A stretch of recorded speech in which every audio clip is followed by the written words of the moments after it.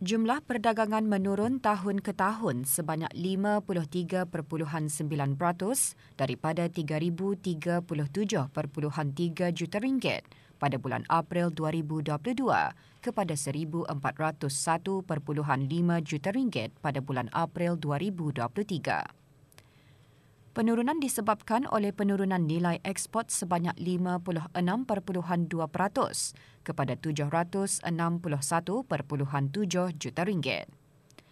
Manakala nilai import juga menurun 50.7% kepada 639.8 juta ringgit. Jabatan Perancangan Ekonomi dan Statistik JPES, Kementerian Kewangan dan Ekonomi melaporkan penurunan nilai ekspor didorong oleh nilai ekspor gas asli cecair dan lain-lain produk petroleum, khasnya bahan api diesel otomotif. Dari segi komoditi ekspor pula, bahan api galian merupakan penyumbang utama sebanyak 77%, diikuti bahan kimia 19.2%, serta jentera dan kelengkapan pengangkutan 1.7%. 5 komoditi import utama bulan April 2023 adalah bahan api galian, jentera dan kelengkapan pengangkutan makanan, bahan kimia dan barang-barang keluaran kilang.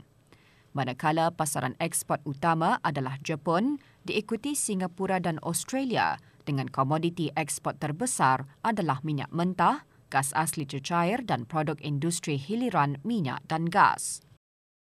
Sumbangan terbesar rakan dagangan import adalah dari Emiriyah Arab Bersatu, Arab Saudi dan Malaysia dengan minyak mentah sebagai komoditi import terbesar. Laporan Perangkaan Perdagangan Barangan Antarabangsa bagi bulan April 2023 boleh didapati melalui laman sesawang JPES. Pekerja di sektor swasta meningkat kepada 0.7% iaitu daripada 68.5% pada tahun 2021 kepada 69.2% pada tahun 2022. Laporan Kajian Tenaga Kerja KTK 2022 menunjukkan lebih daripada setengah jumlah tersebut adalah pekerja tempatan yang sebahagian besarnya pekerja perkhidmatan dan jualan diikuti oleh profesional, juruteknik dan profesional bersekutu. Dari segi jenis kegiatan ekonomi, majoriti pekerja tempatan yang mencatatkan peningkatan adalah aktiviti perlombongan dan kuari, penginapan dan perkhidmatan makanan, perkhidmatan profesional, teknikal, pentadbiran dan sokongan. Hasil KTK 2022 menunjukkan peningkatan purata pendapatan sebulan dari semua pekerjaan sebanyak 16.5% kepada RM1,789 di tahun 2022.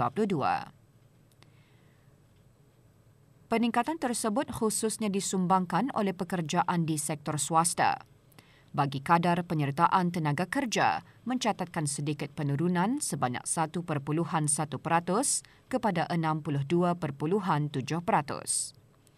Ini adalah disebabkan oleh peningkatan penduduk di luar tenaga kerja, terutamanya dalam kalangan berumur 55 tahun ke atas. Purata jumlah waktu biasa bekerja bagi semua pekerjaan menurun kepada 46.4 jam dalam seminggu di tahun 2022 berbanding pada tahun sebelumnya disebabkan oleh penurunan purata jumlah waktu biasa bekerja di sektor swasta, terutamanya dalam kalangan pekerja asing.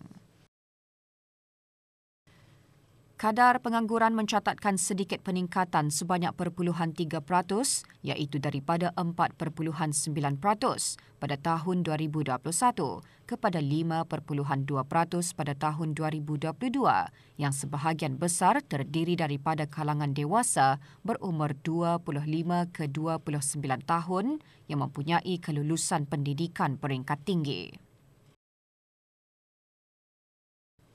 Bagi jumlah penduduk di luar tenaga kerja meningkat sebanyak 3.9% berbanding tahun sebelumnya dengan sebanyak 94.6% adalah mereka yang tidak aktif untuk mencari pekerjaan dan tidak bersedia untuk bekerja disebabkan masih dalam pengajian, sedang menjalani kursus latihan dan mempunyai tanggungjawab keluarga atau isi rumah. Bagi peringkat usia pula, 32.1% daripada jumlah penduduk di luar tenaga kerja merupakan golongan belia.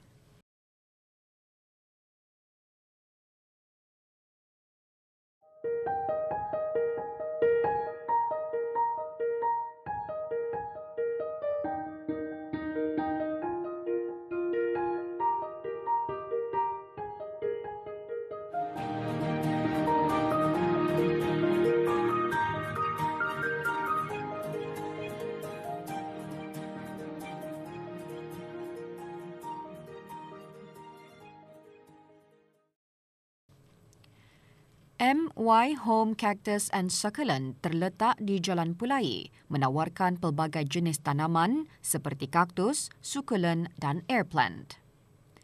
Diusahakan oleh Dayang Mary Yo Tan Chu, tanaman hiasan yang pada awalnya hanya sebagai hobi, kini berkembang menjadi satu perusahaannya dan mendapat sambutan yang menggalakkan. Mula-mula memang daripada hobi, kemudian makin tanam makin banyak, ada kawan kan macam mau beli, nanti jual lah. Kira-kira mungkin dalam ada beratus lah, kira-kira. Sebab ya kalau sejenis succulent, dia bahagi dia punya nama banyak keluar bah. Cactus pun sama, banyak tu. Kira-kira sini mungkin beratus macam. Penjagaan kaktus dan sukulen tidaklah sesukar menjaga bunga-bungaan lain yang ada kalanya memerlukan perhatian sempurna. Untuk memiliki tanaman kaktus dan sukulen yang membesar dengan baik dan cantik, ia bermula dengan teknik semayan yang betul. Dayang Mary tidak mengikuti kelas atau kursus tertentu dalam penanaman, malah hanya melalui pengalamannya bercucuk tanam dan belajar dari pengusaha tanaman dalam dan luar negara. Kadang-kadang mesti mau banyak bertanya lah, macam mana caranya menanam. Kalau macam sudah satu kali macam mati cactus, kita tanyalah kenapa ia macam mani, kenapa ia macam ada penyakit, kenapa ia macam ada macam ada fungus, macam-macam lah. Bagusnya ada greenhouse lah. Ada yang succulent, ia macam tidak boleh kena air hujan. So kita mesti mau pakai greenhouse.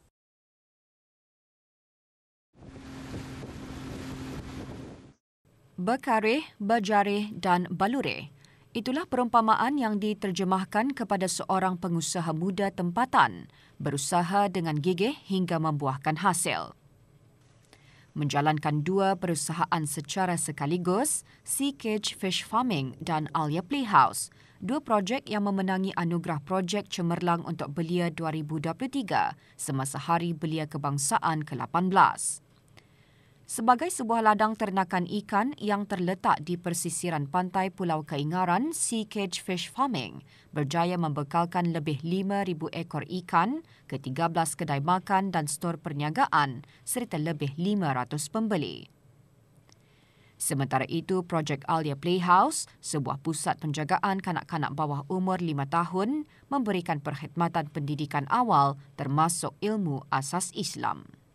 Dengan perusahaan ini boleh membuka peluang-peluang kepada masyarakat untuk membuka peluang pekerjaan. Pada masa kini, belia juga harus tidak bergantung kepada kerajaan dan juga pada masa kini negara bergantung kepada minyak oil dan gas. Membuka perusahaan seperti ini bagi menolong negara dalam mencapai wawasan 2035 dan juga memberi peluang pekerjaan kepada masyarakat-masyarakat.